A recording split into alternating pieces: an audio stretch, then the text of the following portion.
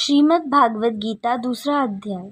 संजय बोले, हे धृतराष्ट्र। तब श्री कृष्ण दयायुक्त नेत्रों में आंसू भरकर व्याकुलचित अर्जुन से बोले, हे अर्जुन, अनर्थ के सेवन करने योग्य अपयश कारक नरक में गिरने वाला मोह इस समय तुम्हारे मन में कहाँ से आया? तुम कायर मत बनो, यह शोभा नहीं देता। तुम हृदय की दुर्बलता को त्याग कर युद्ध के निमित्त खड़े हो जाओ। अर्जुन ने कहा, हे मधुसूदन, मैं रण में पूज्य भीष्म और द्रोणाचार्य के ऊपर बाण प्रहार कर कैसे युद्ध करूंगा? इस लोक में महात्मा गुरुजनों को ना सताकर भीख मांग भोजन करना उत्तम है, लेकिन अर्थ की कामना के लिए तो गुरुजनों को मारकर उनके रक्त से सने भोगों को भोगूंगा। हम नहीं जानते कि युद्ध में कौन जीतेगा। यदि हम जीत भी लेंगे तो भी जिनको मारकर हम जीवित रहना नहीं चाहते, वही धृतराष्ट्र के पुत्र हमारे सामने प्रस्तुत हैं। दीनता से मेरी स्वाभाविक वृत्ति नष्ट हो गई है। धर्म के विषय में मेरा चित्त मोहित हो गया है। मैं आपसे पूछता हूँ, जिससे निश्चय करके मेरा भला हो, वह मुझे समझाकर कहिए, क्योंकि मैं आपका शिष्य हूँ और आपकी शरण में हूँ। अतः मुझे ज्ञान शिक्षा दीजिए। मुझे पृथ्वी का निष्कंटक राज्य मिल जाए और देवताओं का भी अधिपत्य मिल जाए, तो भी कोई ऐसा उपाय नहीं दिखता जो कि मेरी इंद्रियों को दुखाने वाले शोक को दूर करे। हे गोविंद, मैं युद्ध नहीं करूंगा। यह कहकर अर्जुन चुप हो गए। संजय बोले, हे राजन, दोनों सेनाओं के बीच में खिन्न होकर बैठे अर्जुन से भगवान श्री कृष्ण ने ये वचन कहे, हे अर्जुन, जिसके लिए शोक नहीं करना चाहिए तो उसके लिए शोक करता है, और पंडितों के से वचन तो कहता है, परंतु पंडित लोग न मरों का सोच करते हैं न जीवितों का। यह बात असंभव है कि मैं पहले ना था, तुम भी ना थे और ये राजा भी ना थे, और इसके बाद भी न रहेंगे। जैसे देहधारियों की इस देह का लड़कपन, जवानी, बुढ़ापा या अवस्था होती है, वैसे ही मृत्यु के बाद दूसरी देह की भी होती है।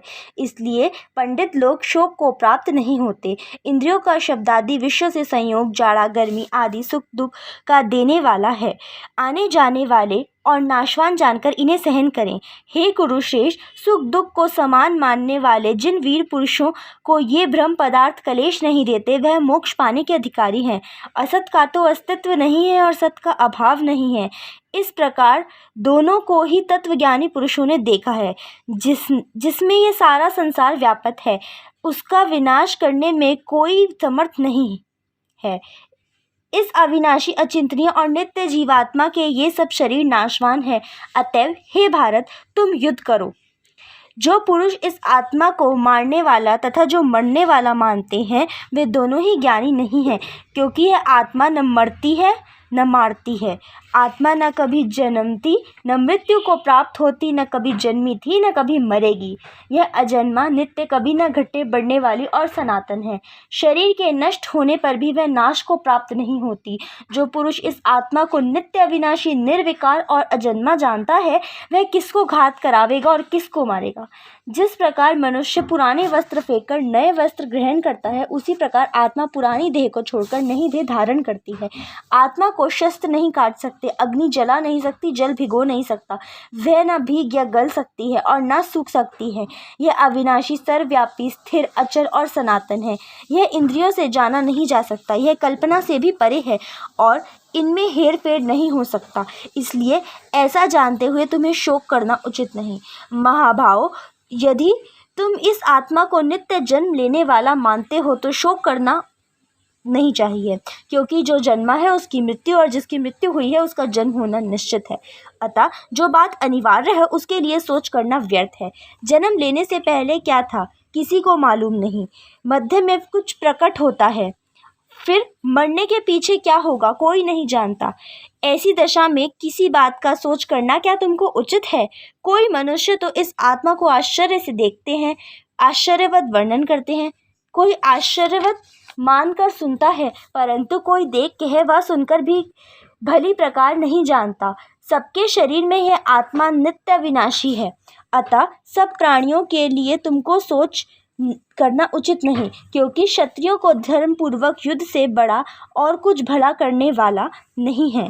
हे पार्थ, बिना इच्छा किए स्वर्ग का द्वार रूप युद्ध तुमको स्वतः प्राप्त हुआ है। ऐसा सुअवसर भाग्यवान क्षत्रियों को ही मिलता है। यदि तुम अपने धर्म के अनुसार इस संग्राम को न करोगे तो अपना धर्म और बड़ाई खो बैठोगे और पाप को प्राप्त होंगे।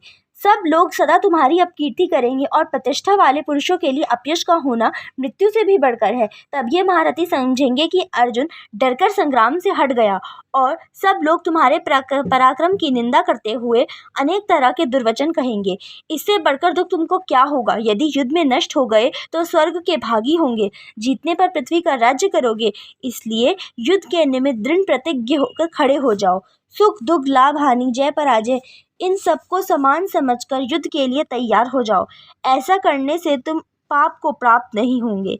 हे पार्थ, यह ज्ञानोपदेश ज्ञान योग के विषय में तुमसे कहा गया।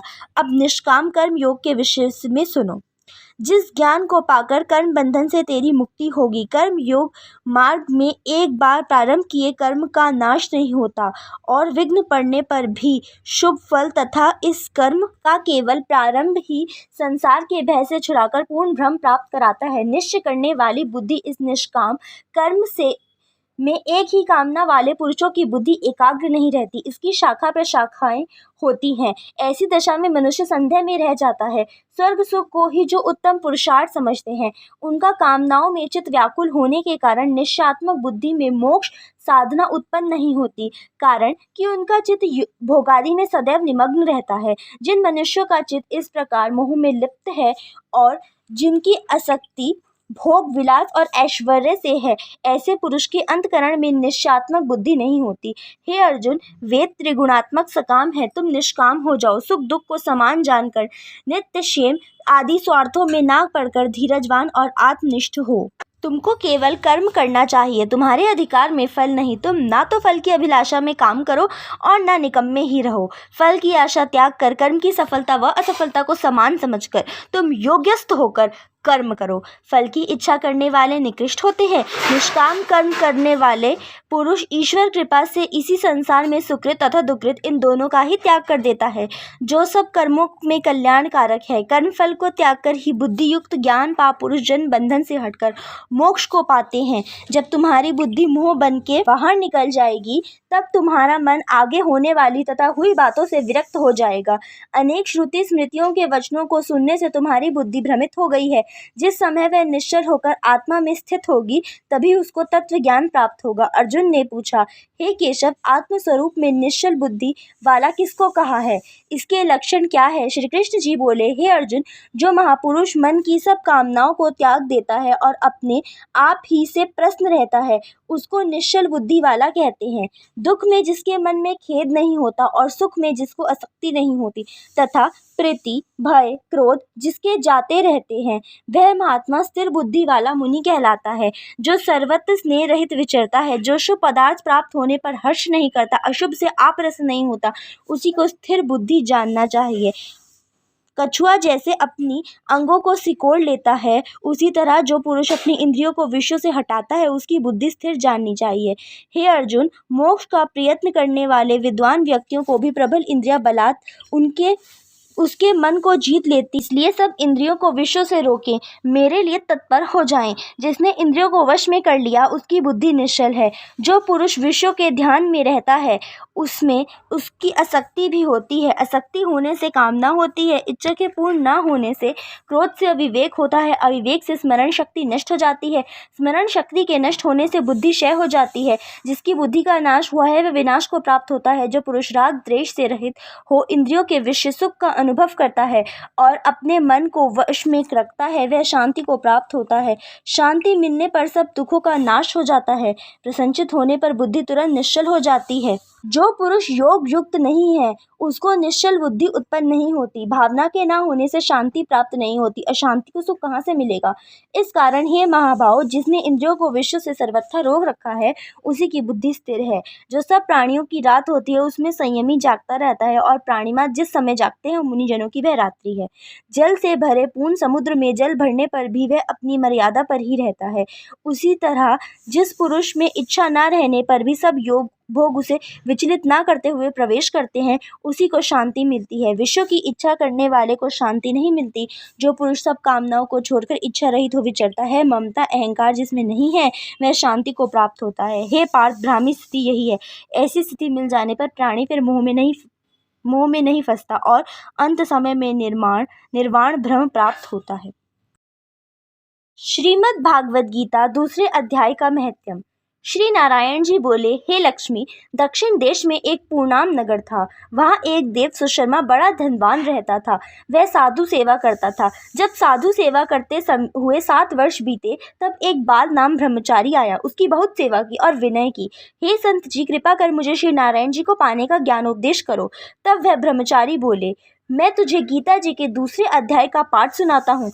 तब देव सुशर्मा ने कहा, श्री गीता जी के दूसरे अध्याय को सुनने से कोई आगे भी मुक्त हुआ है? बाल ने कहा, मैं तुझे प्राचीन कथा सुनाता हूँ, श्रवण कर। एक अयाली वन में बकरियां चराता था। एक दिन रात को अयाली बकरियां लेकर घर को चला। मार्ग में एक सिंह बैठा था। एक बकरी सबसे आगे जाती देखकर सिंह भाग गया। तब अयाली यह देख बड़ा आश्चर्यचकित हुआ और मैं भी वहां आ खड़ा हुआ। उस चरवाहे ने मुझे देखकर कहा, मैंने यह आश्चर्य देखा कि बकरी को देख शेर डरकर भाग गया। अतः तुम त्रिकालज्ञ हो, यह वृतांत मुझे सुनाओ। संत ने कहा, हे अयाली, मैं तुझे एक पिछली वार्ता सुनाता हूँ। यह बकरी पिछले जन्म में डायन थी। जब इसका पति मर गया, तब यह बड़ी डायन हो गई। जिस सुंदर बच्चे को देखे उसी को खा लेवे। और शेर पूर्व जन्म में फंदक था।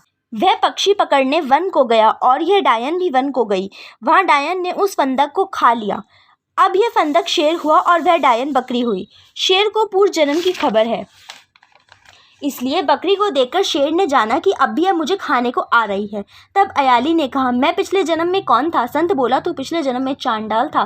तब अयाली ने कहा, हे ब्रह्मचारी जी, कोई ऐसा उपाय भी है जिसे करके हम तीनों इस अधम देह से छूटे? तब संत जी बोले, हम तुम तीनों का उद्धार करेंगे। एक वार्ता मेरे से सुनो। भयानक पंचव्रत की कंदरा में एक शिला है जिसमें श्री गीता जी के दूसरे अध्याय लिखा हुआ है। मैंने उन अक्षरों को उस शिला पर देखा था। अब मैं तुम्हारे को मन, वचन और कर्म करके सुनाता हूँ, तुम श्रवण करो। संत जी ने जब गीता जी के अक्षर सुनाए तो उनको सुनते ही तुरंत आकाश से विमान आए और उन तीनों को विमानों पर बैठाकर बैकुंठ लोक को ले गए।